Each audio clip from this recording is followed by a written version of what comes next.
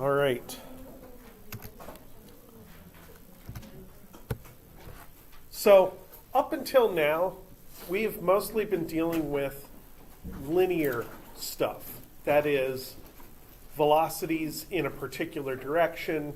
Sometimes we had to split velocity into components, but then at least we had the idea of projectile motion where the x velocity was constant, and in the y direction, all of our acceleration was there.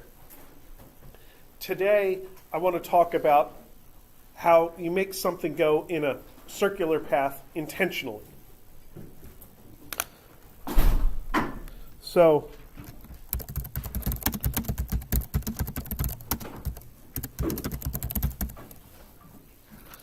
I want to start by considering an object. Hey, this thing has to work for me. That's moving with velocity v. So we're going to have this thing here, v. So there's my m. Now this is not a force diagram because there's not forces on it. There's a velocity on it. But it's a diagram that helps me visualize what's happening. Maybe this is a car moving down the road or something.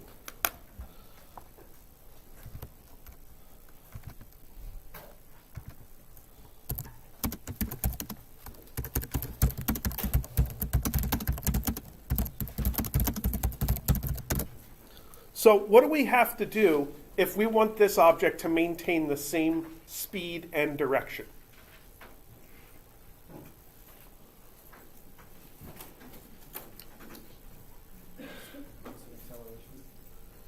There has to be a constant acceleration, but a particular constant acceleration. To keep the same speed, there has to be a zero acceleration. So this is a review idea. So v vector equals constant, which means delta v is equal to 0, because if something's constant, it doesn't have a delta, which means A is equal to 0. So think about it. You're in your car on the road, and you want to keep going the same speed. What do you have to do? You can coast. What did somebody over here say? You have to keep your foot on the gas. So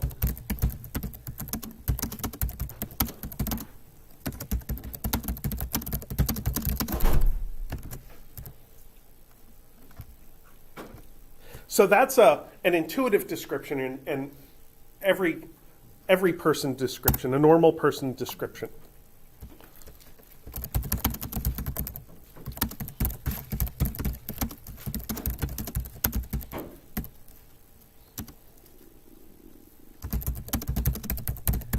From a physics perspective, I would say that you want to keep zero net force because F net is equal to mass times acceleration.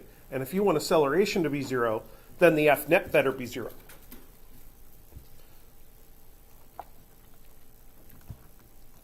So in the car situation, you might have F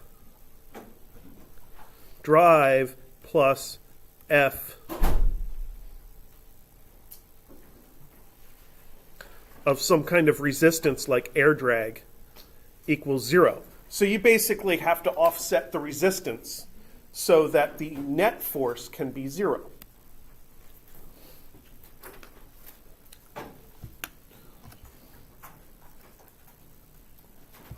So that's one idea of what you could do. You could try to maintain the same speed and direction. And then another idea of what you might want to do is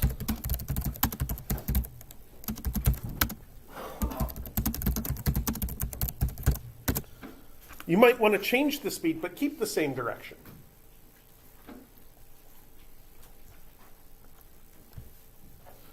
So maybe you want to go faster, in which case you hit the gas a little harder. Maybe you want to go slower, in which case you could release the gas. Or maybe you want to go a lot slower, in which case you could increase the resistive forces, or something like that. So we would want a V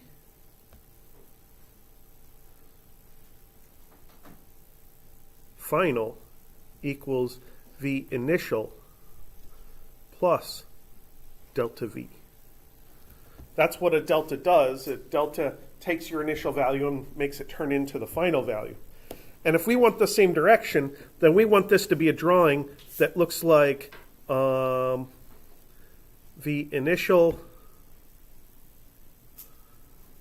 delta V in order to get a V final.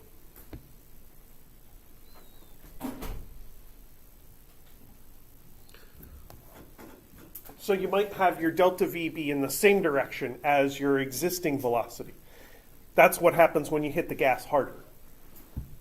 Or maybe you have a situation where you have a V initial and then your delta V goes backwards.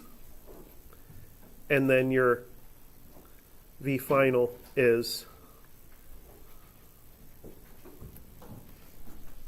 a little smaller. Your V final is a little smaller if the delta V is against the velocity.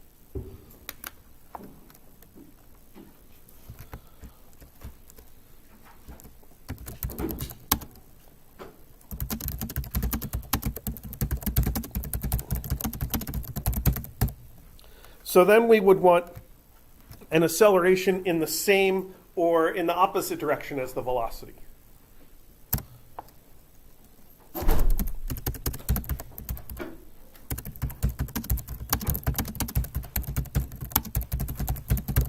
And I would call this kind of situation having a tangential acceleration. The path that you're traveling along may be a straight line or it may be a curve, and a tangent to the curve points in the direction that the curve is going at that exact moment. And if your path is a straight line, then the tangent is along the curve.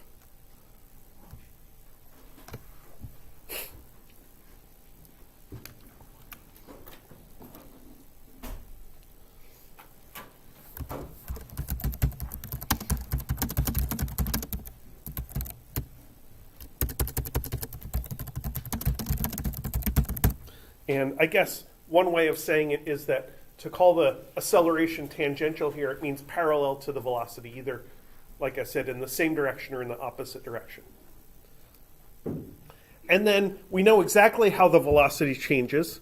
We know exactly how the acceleration is related to the velocity. We know that A, and I'm going to call it parallel, is equal to delta V over delta T. And I'm going to put absolute value bars on the velocity there.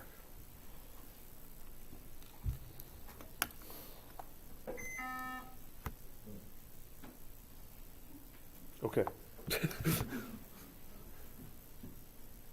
For a second, I thought that was the building yelling at us for something, but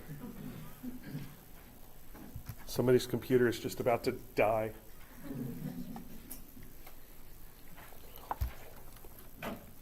So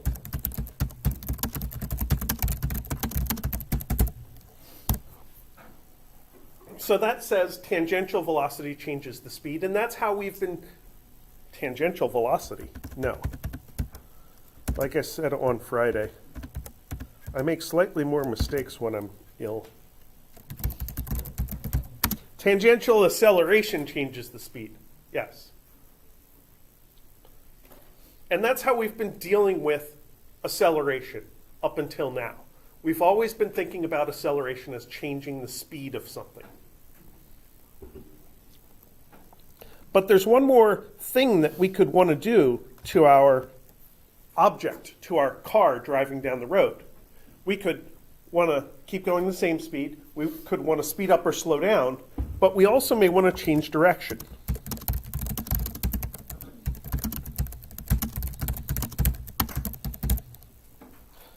And to simplify things, we're going to consider how we change direction without changing the speed.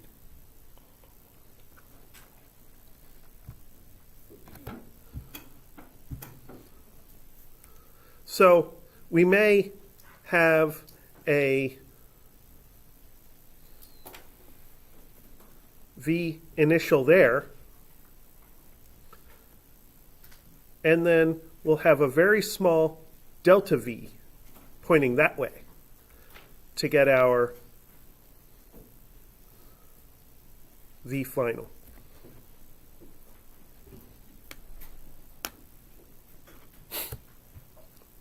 So maybe let's put some numbers to it.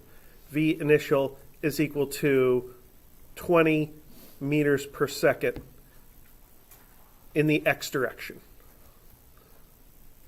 So that means V initial x is equal to 20 meters per second, and V initial y is equal to 0. So that first thing is just kind of a fancy way of giving all the information at once. This I hat, our other book uses it, my other textbook uses it. I don't think our textbook uses it very much. That means the x direction.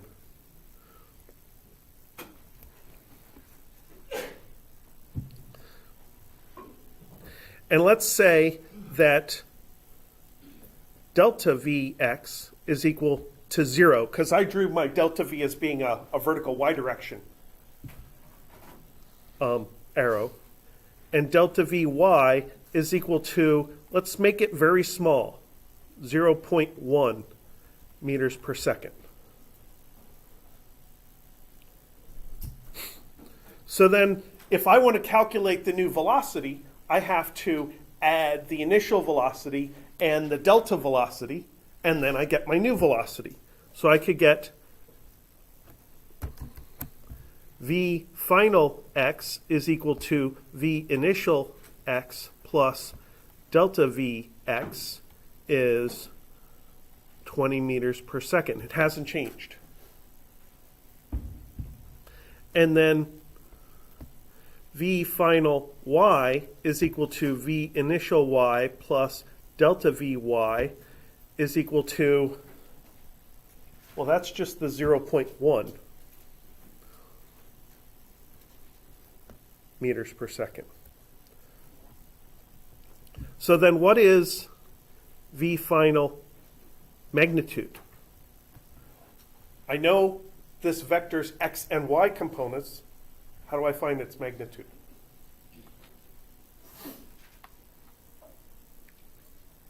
This is what you did in lab last week. A lot.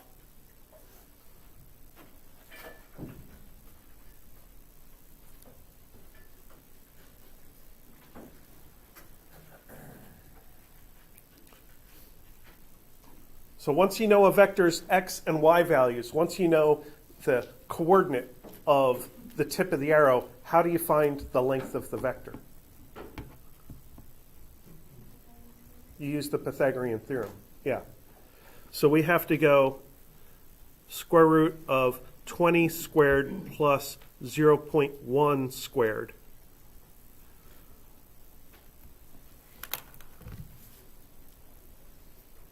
And when I do that, I'm going to get something really close to 20.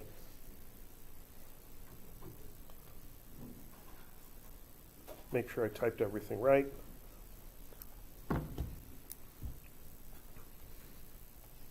.00025 meters per second, which is basically 20 meters per second. So this delta V, even though it's 0.1, it's a significant value. If you were trying to keep track of things and be careful, it would be significant. Didn't really change the velocity much. The velocity change is way down there, like 3 decimal places further into the value of the speed. But how about the direction?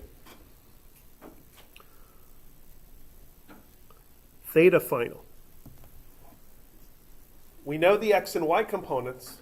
In order to calculate the theta, we have to use that inverse tangent thing. So we'll try it. The inverse tangent of 0.1 over 20 is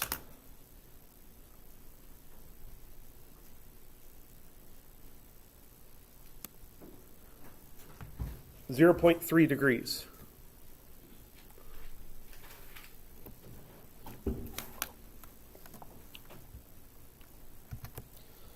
So in summary,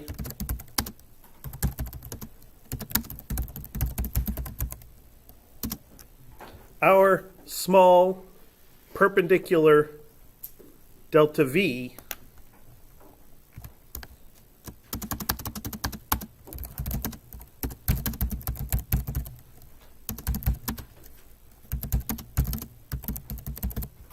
changed the direction of our motion, but not the speed.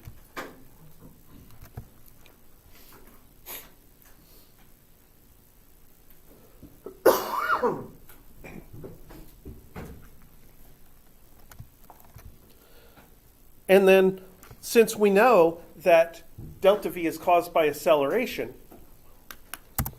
that tells us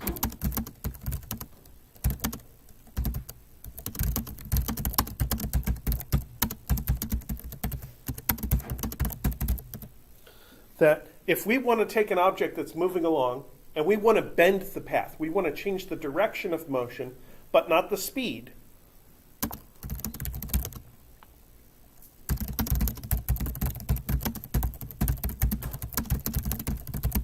then we should make the acceleration perpendicular to the velocity.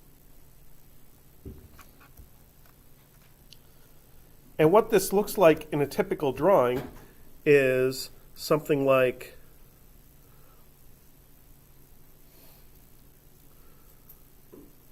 there's my velocity.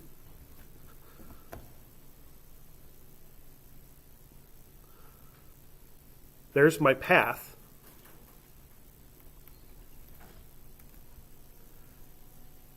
And there's my acceleration with a little perpendicular symbol.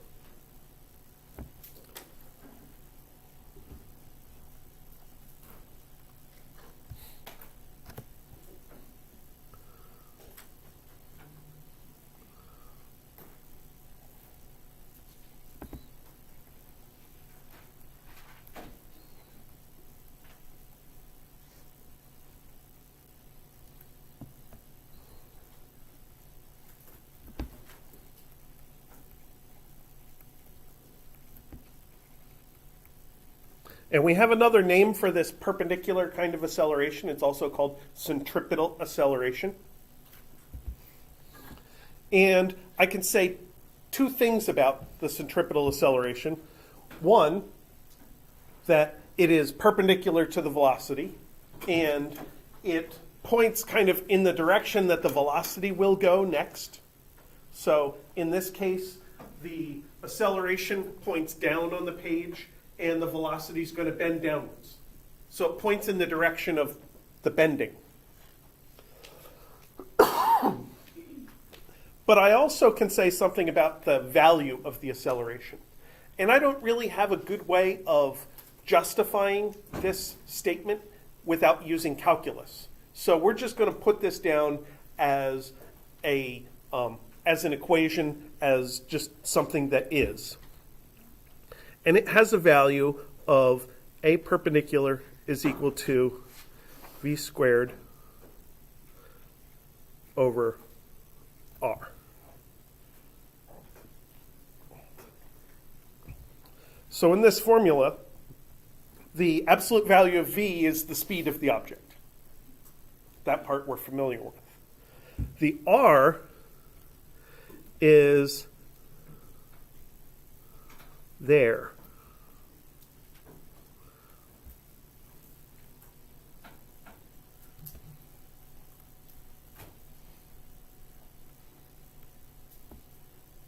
It's called the radius of curvature of the path.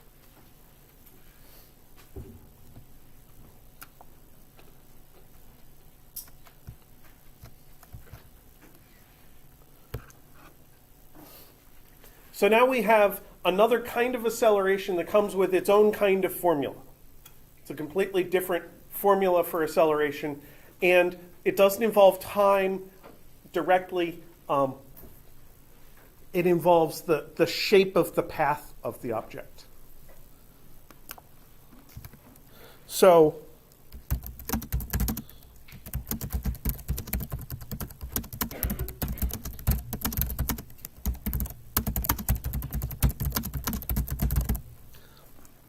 this kind of acceleration happens anytime an object follows a curved path.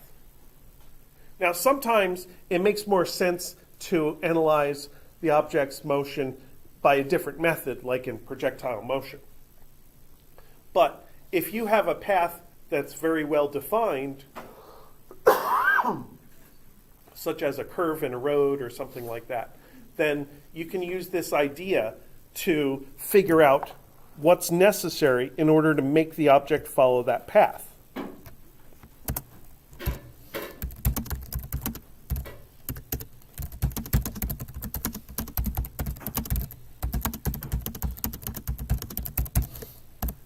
And that also means that in order to follow a curve, there has to be a net force. You cannot follow a curve without a net force, because net force is mass times acceleration, and we know we have acceleration, so therefore we must have net force.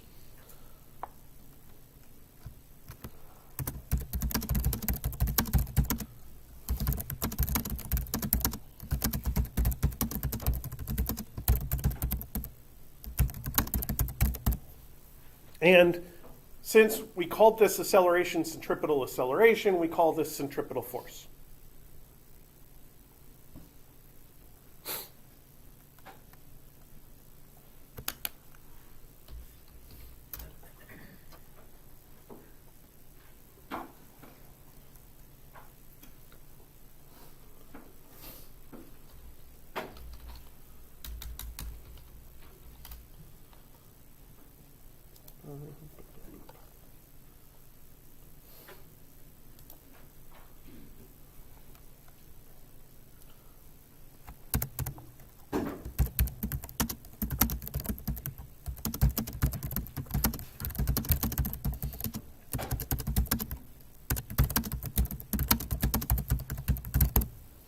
Now, we can have all kinds of paths. You can have an object that travels straight for a while and then takes a gentle bend and then a sharp bend and then a gentle bend and squiggle path and speeds up and slows down. We can go through all those complications, but it gets difficult after a while. It gets tedious. It's easiest to do the analysis if we have a situation where the speed is constant and the radius is constant. So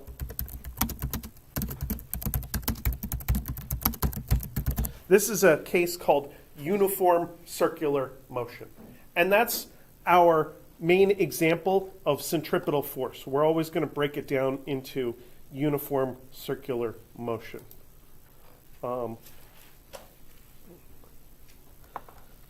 And I actually have a little animation to show about this that I drew up.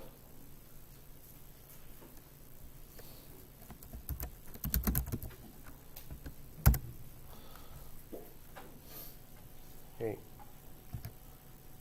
I don't care about my updates right now. There it is. So in this case, I guess I had my my particle is in the left-hand diagram, and its velocity is in blue. So the particle is off to the right there, and it's heading upwards. But because of the acceleration, which is pointing to the left, the path is going to bend. And if I grab this little slider and start dragging it to the right, we see that it bends a little bit to the left. And as it goes, the acceleration keeps adjusting so it stays perpendicular to the velocity. And the velocity keeps bending, so the orange path that it's following ends up being a circle.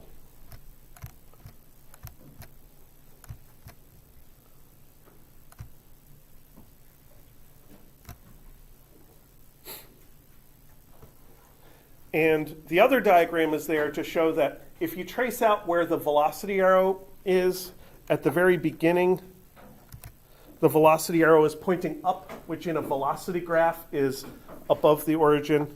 The velocity actually follows a circular path in its own little diagram, but that's not a normal diagram for us to look at. The thing for us to look at is the fact that the red acceleration arrow is always perpendicular to the velocity, and it's what pulls the object around the circle. If we just let go of it, then the object would just keep going in the direction of the velocity. And if I let that play, then the object will end up just going around in a circle.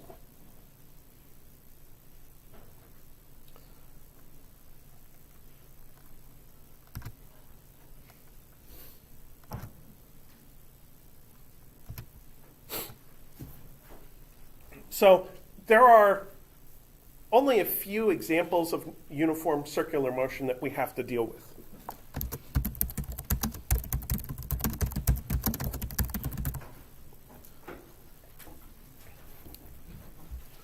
One of them is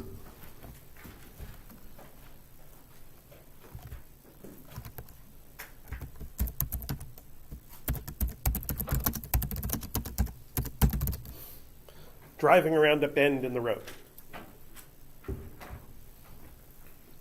So we're going to have a road that follows a bend. We're going to have a car here, and we want our car to follow the bend. So therefore, we have to have some A that is perpendicular to the velocity v.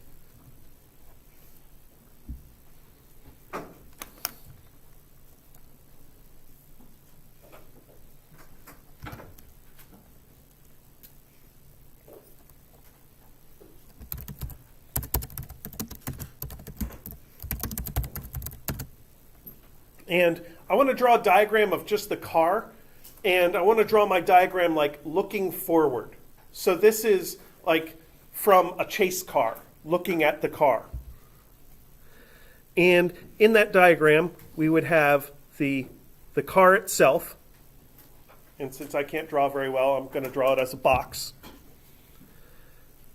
And there'd be a force of gravity and a force normal.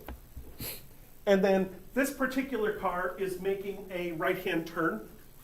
So it's turning to the right in the map view. So in the looking forward view, it should be turning to the right, which means that it is the,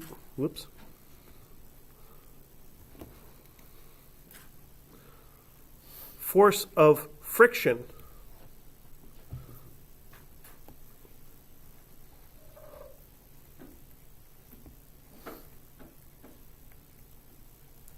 it is static friction. It is friction of grip of our tires on the road that allows us to drive around the corner. So when we do our force analysis in the x direction, we have force friction is equal to ma, and in the y direction, we have force normal is equal to, force normal minus mg equals 0. Yes, that's the y equation. So in the x direction, we only have one force. It points in the x direction, and there is an acceleration because we have centripetal acceleration. And then in the y direction, we have one up force and one down force. They have to cancel out so that the object can stay on the road.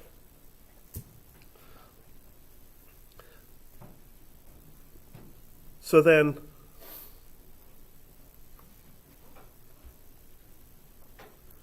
we can look at the friction limit. That's force of friction has to be less than or equal to mu static times the normal force. And the friction force is ma, and that must be less than or equal to mu static. And the normal force, from the y equation, we can see it's just mg, which means that we can cancel out the m's, and the acceleration has to stay less than or equal to mu times g.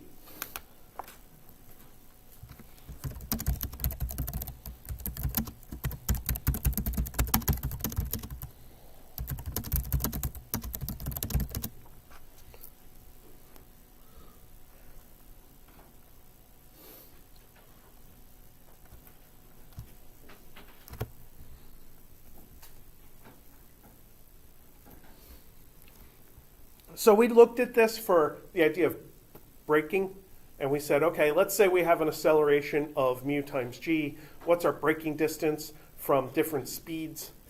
Now we can look at it to see how fast we can go around a curve.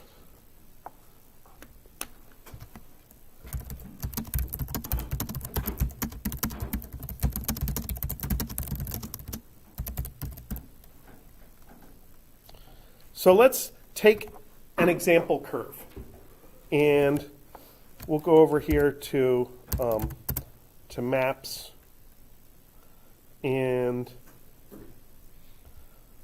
let's zoom in on this map here. So this is one of the curves for the entrance road for the first entrance to campus, Island Boulevard.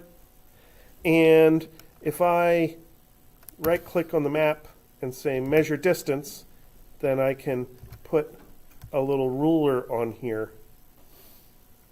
And it looks like this circle out front of the HRI building is pretty close to the center of curvature for this bend. There's 87 meters there, 89 meters there, 84 meters there. So it looks to me like the radius of curvature of that bend coming into campus is about 85 meters. I'm going to use that as a nice round number.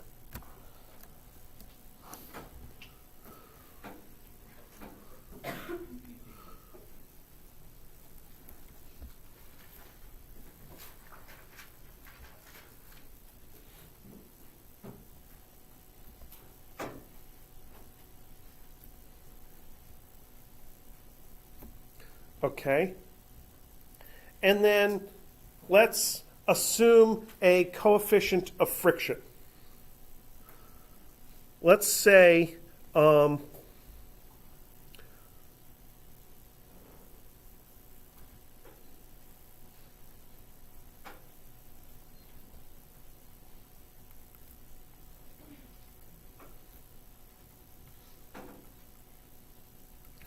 we have a chance of hitting some slippery spot as we're driving around the curve, where the mu is only 0.1. Maybe that slippery spot is because there's some dirt in the road or some stones or something because they're doing construction all over the place. You never know when you may hit a slippery spot. So what happens when we fill this information into our limitations here? We know that A has to be less than or equal to mu static times g. And we know that the acceleration we're looking for is v squared over r. Has to be less than or equal to mu static times g. So now we can fill in numbers and figure out the missing number. The only thing we don't know about is v.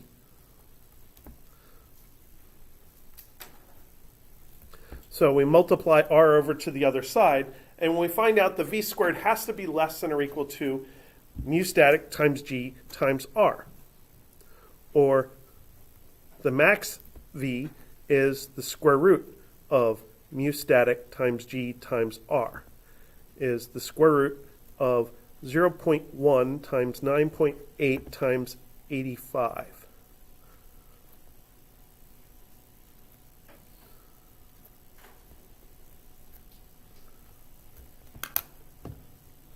So if I put those numbers in here, square root of parentheses 0.1 times 9.8 times 85, I get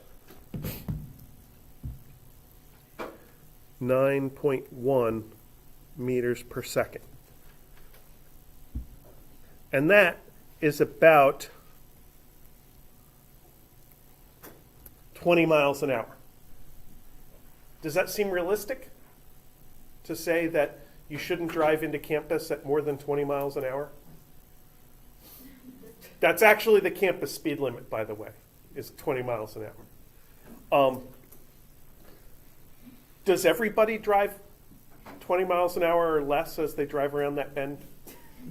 So probably the road isn't always slippery.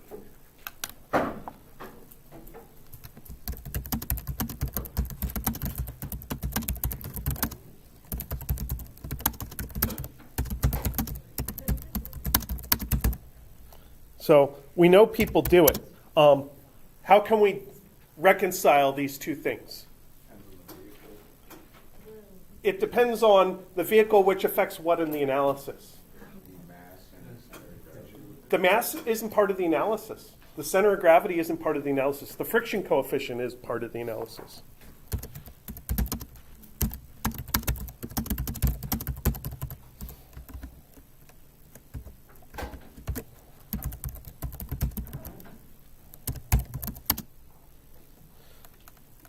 Why isn't that word spelled that way? Oh, because it's spelled that way. These are the questions we ask ourselves as we're writing things. So maybe this mu value is unrealistically small. Maybe we actually get better friction than this. But if there was an oil slick on the curve and you're driving a little fast and you hit the oil slick, maybe that would be that wouldn't be very good. There is something that I did in this analysis that might not quite be true.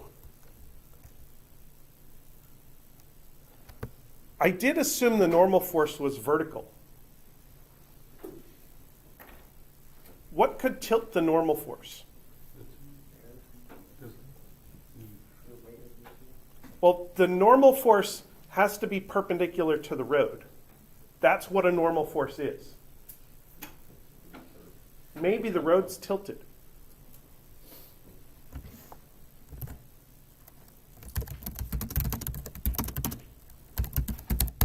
Maybe this is a banked curve instead of a flat curve. And I think it actually is a slightly banked curve. So that increases your ability to go around the bend. Now, that is not saying that I recommend going faster than 20 miles an hour as you're driving into campus.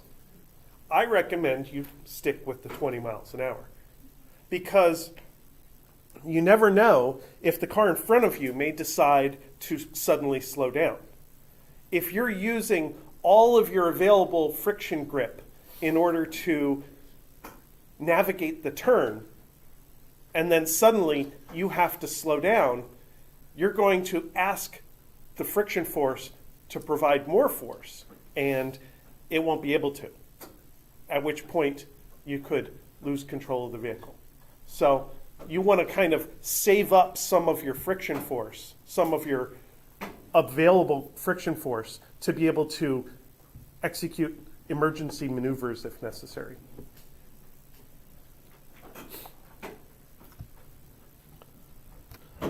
Okay, so that's our main example of circular motion, is a horizontal curve where there's one single force providing the net force. And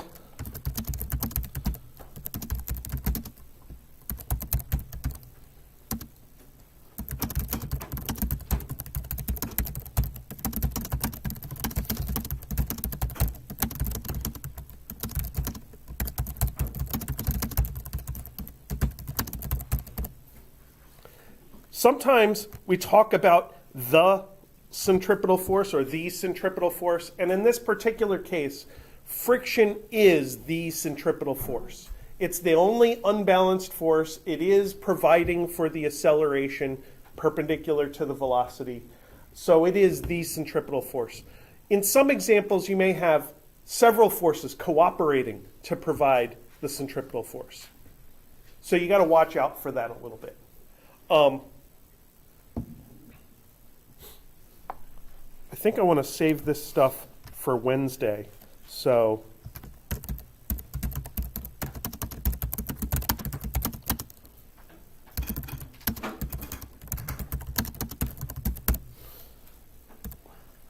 on Wednesday, we're going to talk about other important examples of centripetal force, and that is as you're driving over a hill or across a valley, or even as you drive across a valley, the road could keep curving up and up and up and over and loop over and make you go upside down, and we'll analyze that as well. So, I think we're done.